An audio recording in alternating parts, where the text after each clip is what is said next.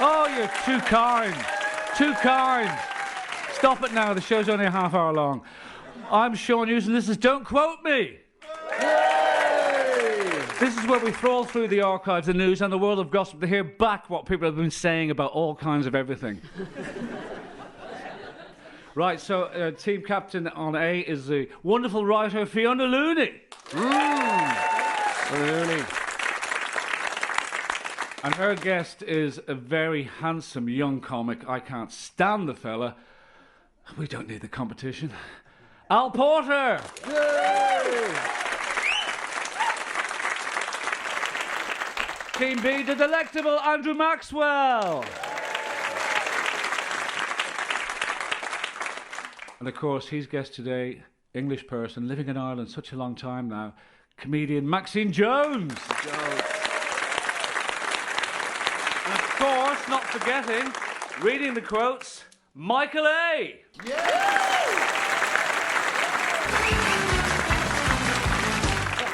Well, I think we should start the show now. That was a good round of applause.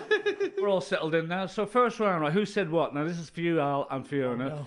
Right. Delivering one weather forecast, Met Éireann's Evelyn Cusack said that the coming days would bring... Goldilocks weather. He's good, Michael is, isn't he? I'm glad we brought him on board. She went on to define Goldilocks weather as what? Al and Fiona. I have an idea now. Yeah. Yeah. Theresa Mannion. You see, Theresa Mannion is the more current one. So Evelyn Cusack is totally out of my mind, whereas Theresa Mannion and her kind of Irish mammy approach to weather reports You're big into your weather. is what I like. Well, I just like Theresa Mannion because she gives you the weather the way your mother would, you know. What's it like outside? Well, don't make unnecessary journeys. Don't take risks on treacherous roads. You know, she just gives you advice as opposed to weather. My mum is fantastic. I actually just came back from doing Your gigs. mum's house. Yeah, from my mum's house. So maybe shall we do the quiz at any point? Goldilocks weather? Trying to avoid the question. So it's going If you don't know, I'll pass it over. No, don't do that. Good. No, don't We know. We know. We know. We know. It's so obvious. It's so obvious. So absolutely obvious. Isn't that Put right? them under pressure, guys. Yeah, it's so obvious. Come on. Not too Thickos. hot. Not Let too us hot. have it. Oh, for Not God's too cold. sake. Yes, you are right. Oh, right. Point for you guys. Oh, Yeah. good. Thanks, Sean. That is right. Well done. Congratulations.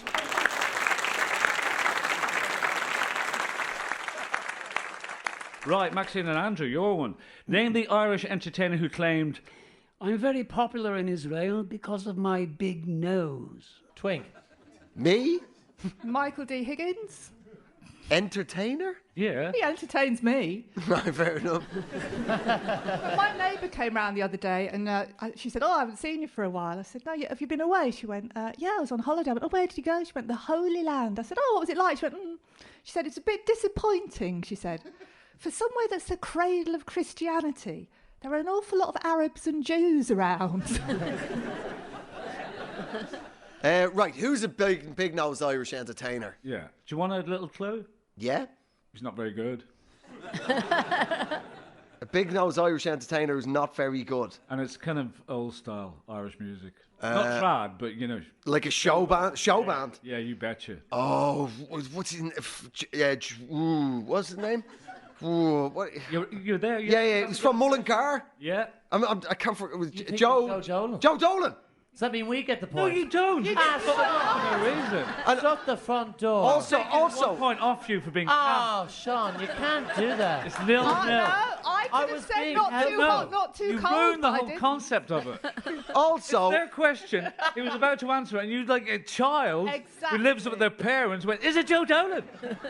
whoa, hang on here. You said not very good. Yeah. You saying Joe Dolan's not very good? I am, Andrew, yeah. I think the Indians were the best. Remember them? No. Does the people in the audience remember the Indians? Yeah. The Indians? Yeah. There was a band called the Indians. Not only was there a band called the Indians, they dressed up. Which kind of Indian? Feather Indian? Yes. Red Dot Indian? Both. Feather Indian, although technically they were Rathfarnham Indians, which is that little-known tribe. And then when village people came over to play, they saw them and nicked their idea. But one of them went into construction. Right, so it's 0-0 after that one. So we go back to Al and Fiona. Which Irish sporting figure once revealed... You end up being hassled by people talking about bicycles all the time. That's why I stay at home a lot. You seem it quite tired there, Michael.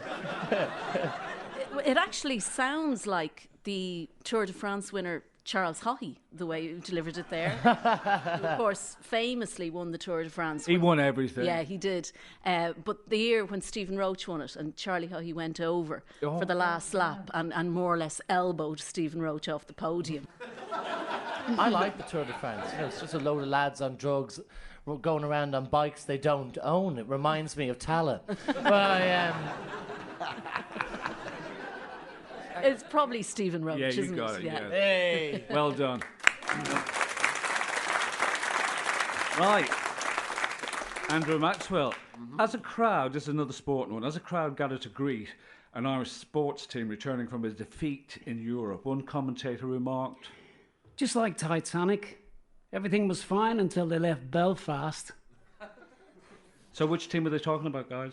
Well, Northern Ireland. Presumably. Does that not make sense? No, you got that wrong. Sorry. The other team. Vague You're so question. cocky about that one as well, right? Well, no, I It's mean, a it's just... vague question, isn't it? Well, yeah, it's... What sport are we talking about? What?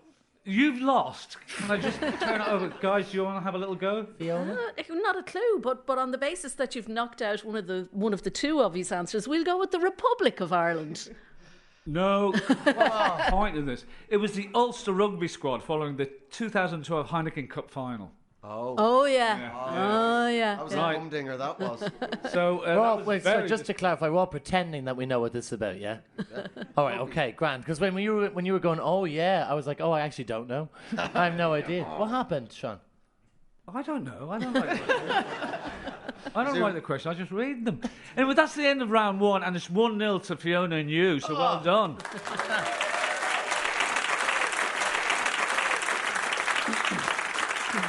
Now, here's a little bonus, and it's open to all. This is a lyric that you must guess that Michael's going to do with his beautiful voice. Heading down south to the land of the pines, I'm tumbling my way into North Carolina. So I figured that was an American, yeah? Right, anyone know what that is? What song? What that is? I think it's performance art at its absolute highest level. Anyone know what song it is? Son from Does anyone know the answer? Well, it sounds there's country no and reason it sounds country and western. It's got to be one of those lads. Is it one of those boys? Is it the man in black, is it? Is it himself, is it? No. A no. priest, some kind of priest. No, the man in black. Johnny Cash. No? It's not Johnny Cash. We're all doing accents now, yeah. No, I told him it wasn't Johnny Cash. BJ Thomas? Kenny Rogers? No. Again. It wasn't Elvis Right, you have Presley. to- It wasn't Elvis Bob Presley. Dylan. was it? Bob Dylan. Let's hear the song anyway. Headed down south to the land of the pines, thumbing my way into North Carolina. That wasn't Bob Dylan, was it? That was Nathan Carter. So that was Nathan Carter Scouser Nathan who covered the Bob Dylan song Wagon Wheel. I think we've cleared that up now. Okay. Yeah. He covered it. Right, Yeah.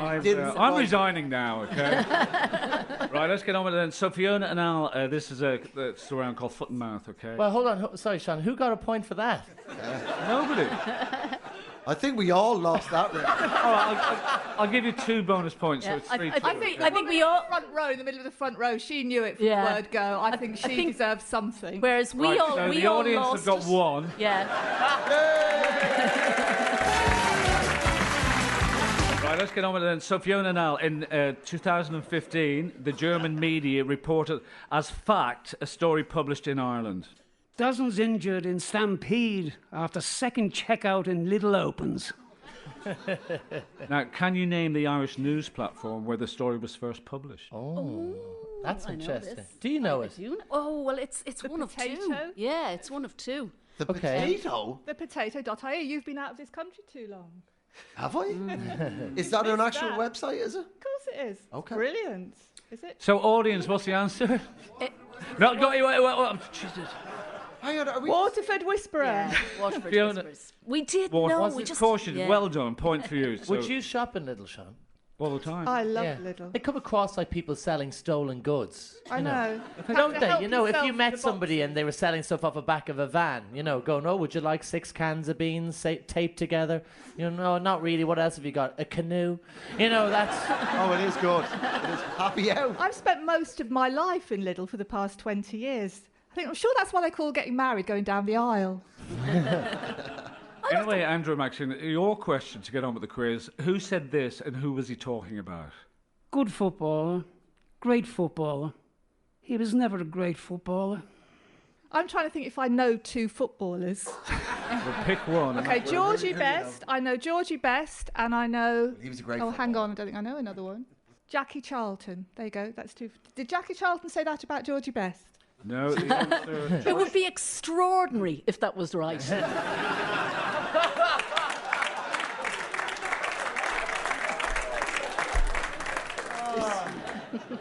Are we saying who said it or who was it? Yeah, who said it? And Well, who we did he say it know about? I think we I know who who said said it. Yeah. Yeah. I believe it was Eamon Dunphy.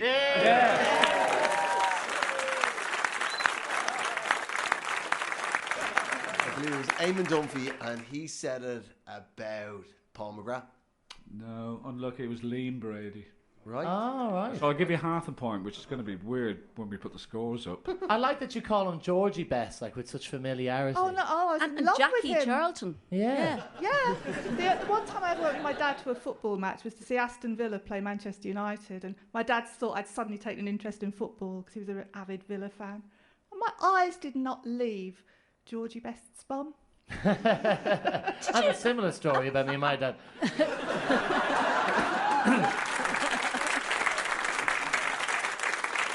So anyway, I'm giving you half a point, Andrew, and actually, for that. Well done. So now back to Fiona and Al. John Lennon put his foot in it in Middle America when he claimed the Beatles were, as he put it, More popular than Jesus now. taking the cue from Lennon's statement, can you name the second album by Homer Simpson's barbershop quartet, the B-Sharps? Oh, I think I know what this might be, possibly. Oh, let me think. I No. presume it's not bigger than Jesus, because that would just be bigger than the Beatles. No. Bigger Than Jesus is the answer. Well done, Fiona, yes. Thank Point fuck for you. that. You're tying with the audience now. Well done. I think, in all fairness to John Lennon, he was talking about height. 2,000 years ago, their diet wasn't great. A lot of loaves and a lot of fishes. Jesus was probably only about 4'10". But after the crucifixion, 5'7". Too soon. Too soon. Too soon. No, I'm Gone. sorry. I'm sorry. So, Andrew and Maxim, this is your one. Which US political figure said the following and about who? They're bringing drugs, they're bringing crime, and some, I assume, are good people.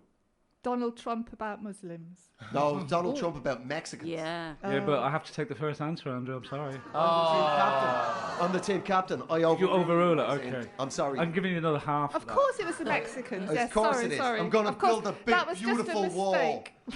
I like the way the accent that Michael did, because Michael, actually can you do your Donald that's- Trump again, please? But that's the accent Donald Trump should have, Yeah, isn't you're it? absolutely yeah. right.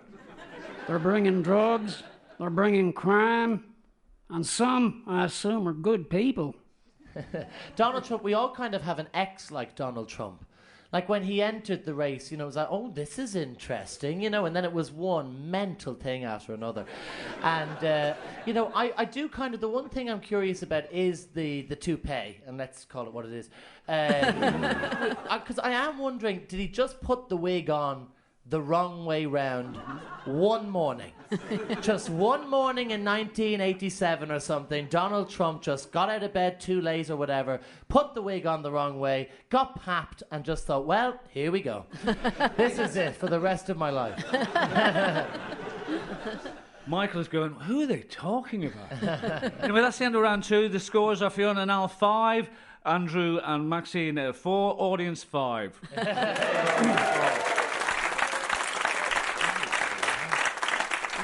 Right, round 3. Words fail me. This round is about excuses and explanations. Right, Andrew and Maxine. Which Irish sporting manager made the following convoluted excuse following a defeat? The game's a game we should have won. We lost it because we thought we were going to win it. But then again, I thought there was no way we were going to get a result there. Have you ever watched football, Michael? I've played it. There you go. That's why Maxine's been looking at your bum all night. That's. I like the way it sort of wistfully petered out. Was that Trapattoni? No. He would drift off in an interview. I'm going to give... That would be the language barrier. I'll give you over to the other side. I'm kind of guessing Stephen Staunton. I can't believe... It's Jack Charlton. Oh, is it? Jackie Charlton, sorry. Unbelievable. Right, Al and Fiona, this is your question. Yeah. This American singer, he arrived in Britain for a sellout tour, but it was cancelled after only 3 shows. The singer couldn't see what all the fuss was about, saying... I plumb married the girl, didn't I? Nathan Carter. Who was he and what caused the kerfuffle?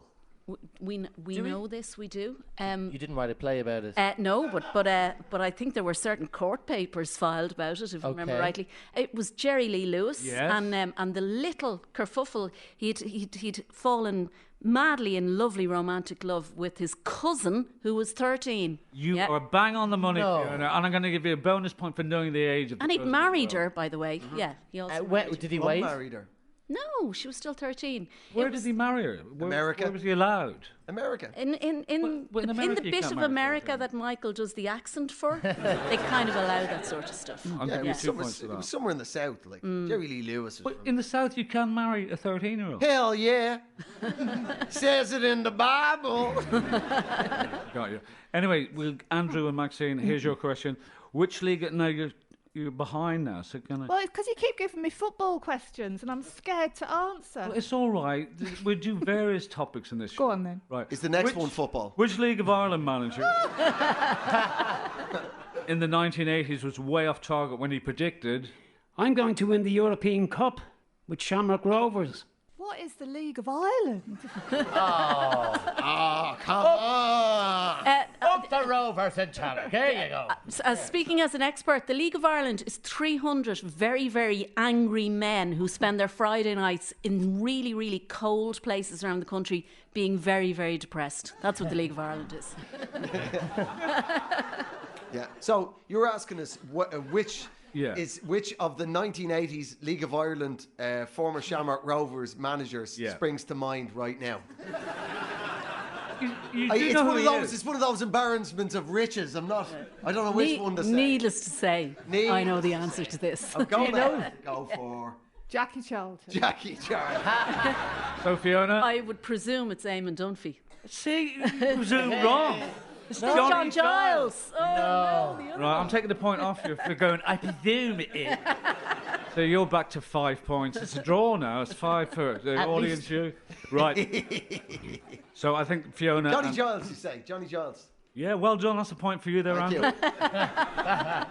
Nobody got that right, so it was Johnny Giles. So this is a question now back to Andrew and Maxine. Which football... No, I'm joking. Shortly after claiming that Hitler had the same stage presence as Mick Jagger and announcing that... Britain is ready for a fascist leader. David Bowie gave a Nazi salute to hundreds of fans from an open-top Mercedes. How did he attempt to explain away his moment of madness? He claimed it was just a friendly wave that had been badly photographed. Why did you give the answer, Michael?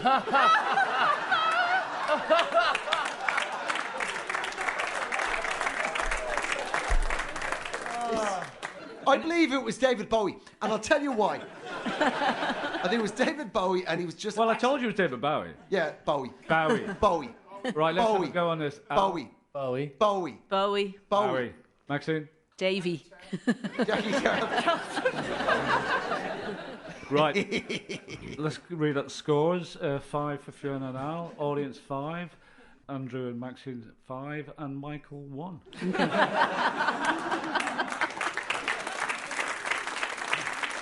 Right, this is again to both panels, a bonus point on the go here. Born David Jones, David Bowie changed his name because another Davy Jones was flying high with the Monkees, a band of musicians and actors, specially put together for a US TV series. Can you identify this classic which featured Jones on lead vocals?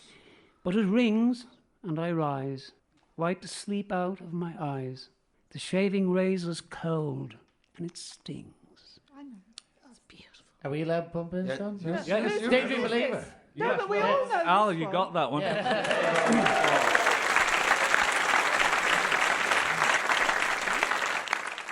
So let's hear Daydream Believer. But it rains and I rise, wipe the sleep out of my eyes. My shaven razor's cold and it's Sing along. cheer up, sleepy Jean. Oh, what can it mean Everybody. To a daydream believer and a homecoming queen. What kind of show is this? I don't know what. So many different formats. Is there going to be a spinning wheel at some point? Oh, don't give it away, Andrew. Right, we'll go to the final round now. Is there, at one point, will our chairs turn around?